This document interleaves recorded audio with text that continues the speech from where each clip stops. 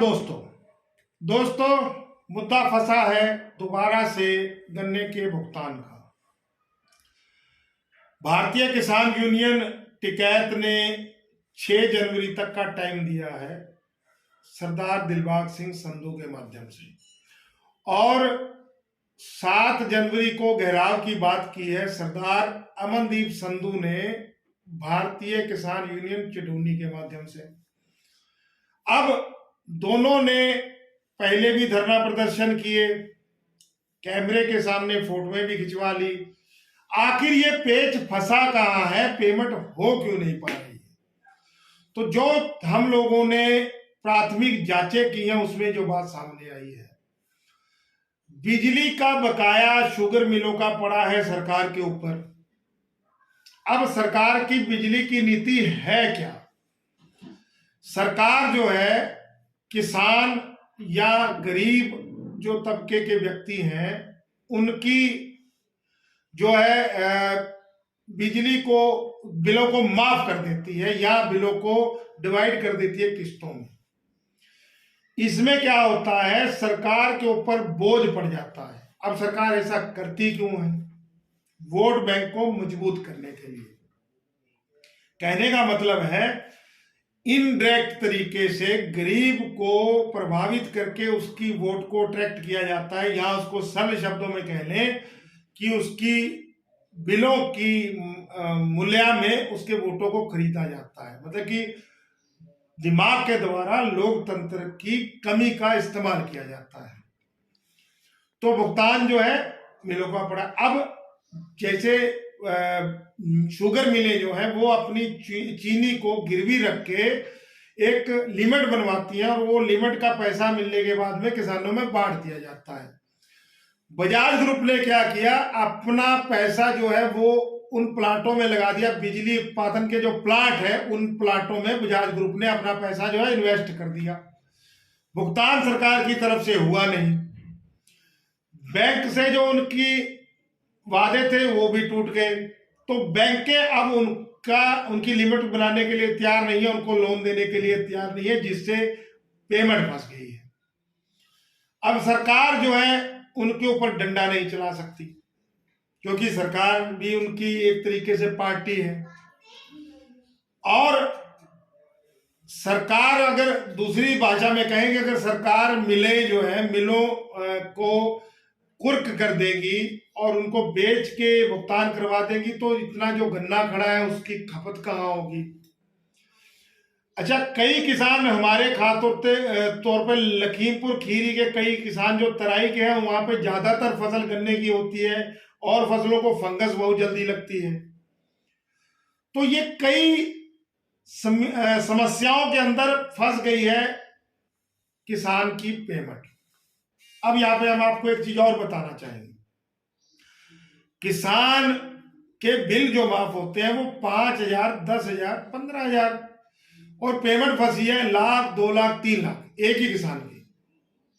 तो काश्तकार जो है वो भी ये सोच के, बल्कि एक तरीके से काश्तकार ने, खासतौर पे बजाज के काश्तकार ने अपने आप को ढाल लिया है कि चलो पेमेंट 1 साल में तो हो ही जाएगी। लेकिन अब समस्या ये आ गई है, क्योंकि आखिर आप किसी चीज को कितना कुरेदोगे? अगर हम लोग किसी चीज को लगातार कुरेदते रहेंगे तो वो चीज खराब हो जाएगी। अब ये जो गन्ना पेमेंटों के साथ में जो छेड़छाड़ें की गई है, अब ये चीज बिल्कुल खराब होने के कगार पे आ गई है। कैसे? पहले तो वहां से निकालते रहे, जैसे अखिलेश भैया थे, लैपटॉप के लिए पैसा चाहिए था, मिलों से उठा लिया, किसानों की पेमेंट रोक दी और फटाफट लैपटॉप बांट के वाही वाही लूट ली। तो ऐसा कुछ बीजेपी ने भी किया होगा, लेकिन बिजली के बिलों वाला तो कंफर्म है। अब जो है पेच फंसता जा रहा है और पेमेंट जो है अब अगले साल में घुस गई है। कानूनन रूप से जो भी हो सकता था, हाई कोर्ट ने, सुप्रीम कोर्ट ने ब्याज वसूलने की बात कही, नोटिस दिए और थोड़ा स्ट्रिक्टली भी कह दिया, लेकिन सरकार जो है किसानों के हक में कहने की बजाय मोहलत पे मोहलत मांगती जा रही है। ये कई बातें इकट्ठा लेके चल रहा हूं, इसलिए एक तरफ से बात चलती है, दूसरी तरफ से चलती है, लेकिन बीच का निचोड़ ये है दोस्तों, मुफ्त के बिल, ज्यादा लोगों को वोटें लेने के लिए सहूलियतें देना, आखिर में फंसा जो है वो भी काश्तकार है, वो भी किसान है, और उनकी लाखों की पेमेंट करोड़ों 100 रुपए के रूप में बजाज ग्रुप पे पेंडिंग हो गई है। अब क्या कर रहे हैं, वाही वाही लूटने की बात करते हैं। अमनदीप संधू धरना करते हैं और प्रशासन आके उनसे समझौता करता है, कुछ बातों के लिए उनको तैयार किया जाता है 11 दिन के धरने के बाद में। दूसरा ग्रुप आता है टिकैत ग्रुप का, सरदार दिलबाग सिंह संधू का, वो भी उसी पर्चे को पकड़ के सीडीओ साहब के साथ फोटो खिंचाता है। दोनों कहते हैं इतनी तारीख तक पेमेंट हो जाएगी, नहीं होती है। अब बीच की कमी तो यही है कि भाई मोटी भाषा में बैंक लिमिट नहीं बना रहे और लोन नहीं दे रहे। लोन नहीं देंगे तो भुगतान कैसे होगा, क्योंकि शुगर मिलों में पैसा पाने का यही तरीका है, चीनी गिरवी रखी जाती है, बैंक लिमिट बनाता है, बैंक भुगतान करता है, बैंक को ब्याज मिलता है, किसान को पैसा मिलता है और मिलों को नई राशि मिल जाती है अपने आप को चलाने के लिए। लेकिन यहाँ पर तो सब वादा खिलाफी कर चुके हैं, मिलें बैंक के साथ में कर चुकी है तो बैंक का विश्वास नहीं टिक रहा, सरकार मिलों के साथ कर चुकी है तो अब मिल वाले भी क्या करें, तो सरकार जो है गिरवी रखे हैं किसानों को। और ये खाली बीजेपी पे नहीं आएगा, ये सपा पे भी है। सबने अपने समय पर अपने वोट बैंक को मजबूत करने के लिए काश्तकार को गिरवी रखा है। अब उसी काश्तकार को साथ लेकर धरना प्रदर्शन करने की बात कर रही है किसान यूनियन, क्योंकि किसान यूनियनों का पद चाहे जितना भी बड़ा हो, अमनदीप संधू का पद चाहे जितना भी बड़ा हो, सरदार दिलबाग सिंह संधू का पद जितना भी बड़ा हो, बात यही है कि धरने के अलावा उनको और कुछ उनके बड़े हुक्मरान ने सिखाया नहीं। गारंटी ली थी डीएम साहब के पास चेक रख के, अब डीएम साहब भी चेक बाउंस नहीं करवा पा रहे क्योंकि पेच बहुत ताना बाना बहुत गंभीरता से फंसा हुआ है।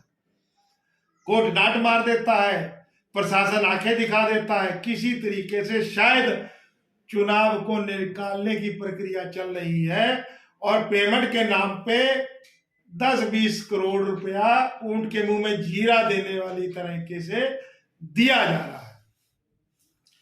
अब जो हम लोग जो हैं दोस्तों, चाहे हम लोग मीडिया वाले हैं या कुछ जागरूक व्यक्ति हैं, हम लोगों को सोचना चाहिए कि इसका समाधान कैसे होगा। अपनी बात को स्टिकली उठाना चाहिए और समस्या का उसी टाइम समाधान की बजाय पूरे इम्तिहान से बैठ के पक्का समाधान होना चाहिए कि ये समस्या बार बार ना हो, बार बार किसान को धरने पे बैठ के उसका इस्तेमाल ना किया जा सके।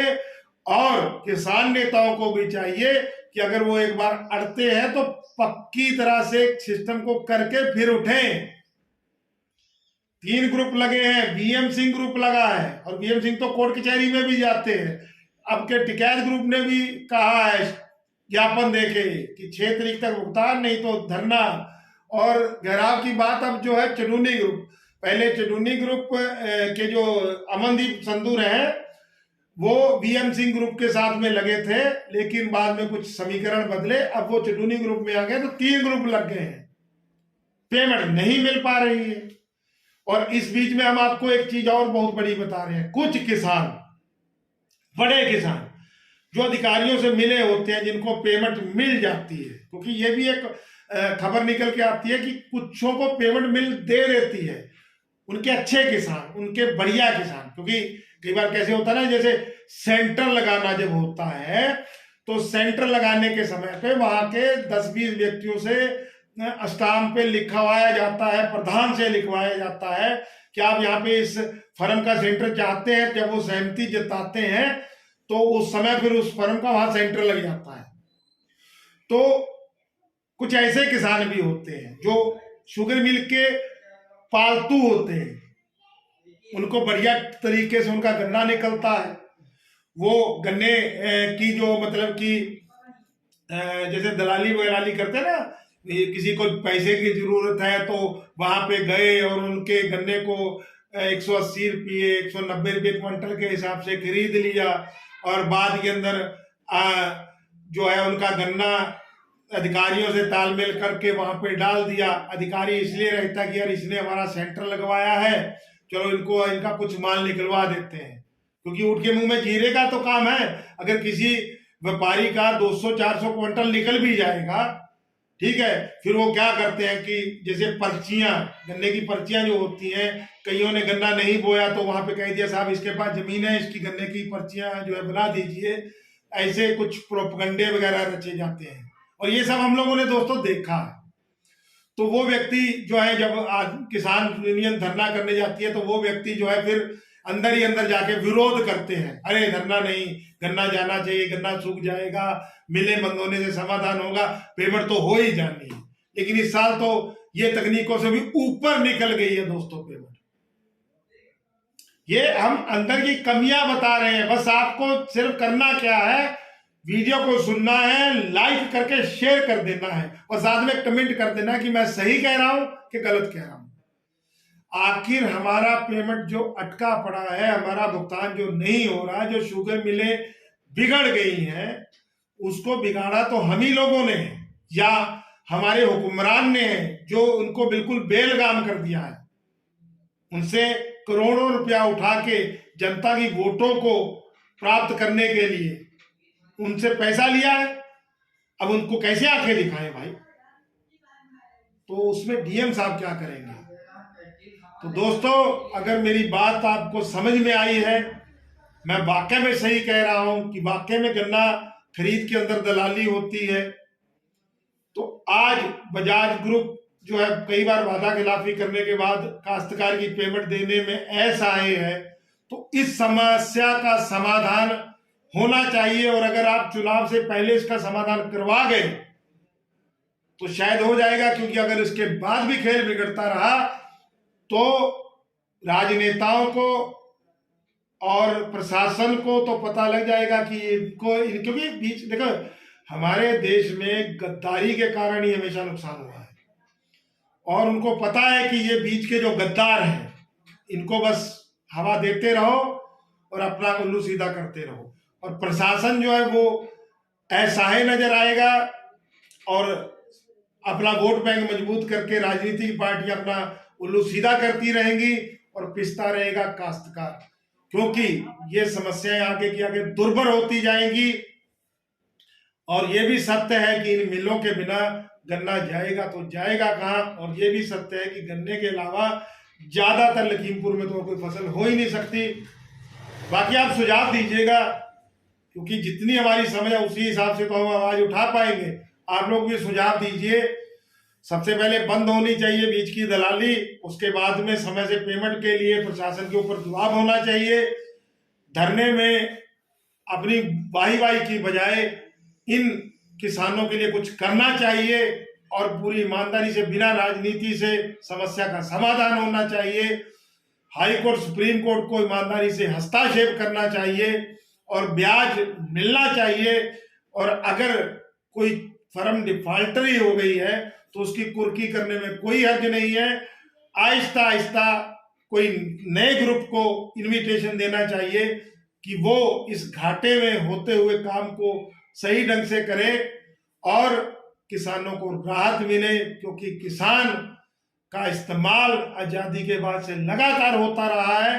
ये इस्तेमाल बंद होना चाहिए, और मैं विनती करूंगा हमारे जो किसान यूनियन के पदाधिकारी हैं उनसे कि काश्तकार के लिए सोचिए और उसको बार बार धरने पे ना बैठना पड़े, क्योंकि पलिया और गोला का तो बहुत सारा भाग गन्ने के ऊपर आधारित है। जय जवान जय किसान, जय हिंद दोस्तों।